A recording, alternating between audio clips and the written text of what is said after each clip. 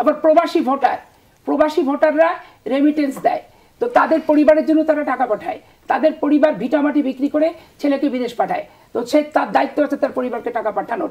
তার জন্য বাংলাদেশের রাজনীতিতে অংশ দিতে হবে, ভোটার বানাতে হবে। কে বলছে? বাংলাদেশের সুখ দুঃখ একটা নিরাপদ জায়গা থেকে তারা প্রতিবাদ করে।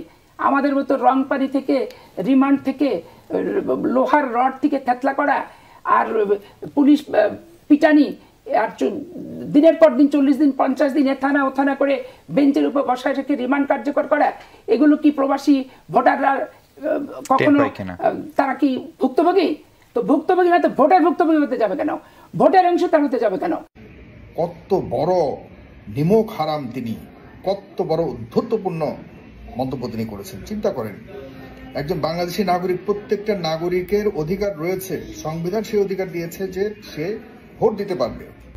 এখন সেই ভোট দেওয়ার যে পদ্ধতি সেটি নিয়ে বিতর্ক হতে পারে, বিদেশ থেকে কিভাবে দিবে না দিবে সে নিয়ে বিতর্ক হতে পারে, কিন্তু আপনি বিদেশে গেছে প্রবাসীরা তাদের ঘর ভিটা বিক্রি করে, আর তাদেরকে কেন বাংলাদেশের রাজনীতিতে অধিকার দিবেন এ নিয়ে প্রশ্ন তোলার আপনি কে? আপনার কত বড় সাহস আপনি কথা বলতে পারেন?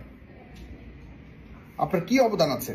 আপনি 24 আন্দোলনে কোথায় ছিলেন বলতে পারবেন? আপনি দেখাতে পারবেন কোনো ভিডিও যে আপনি রাস্তায় ছিলেন?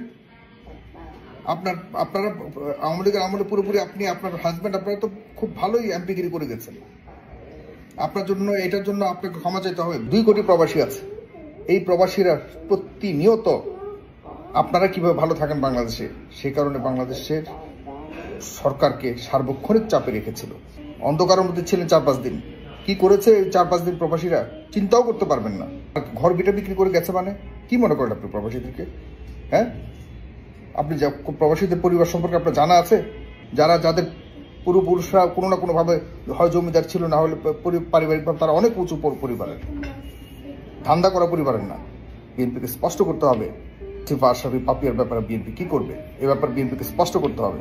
না হলে অবশ্যই প্রবাসীদের যুদ্ধ যে কত কঠিন যুদ্ধ এটা আপনি দেখেন নাই পাপিয়া।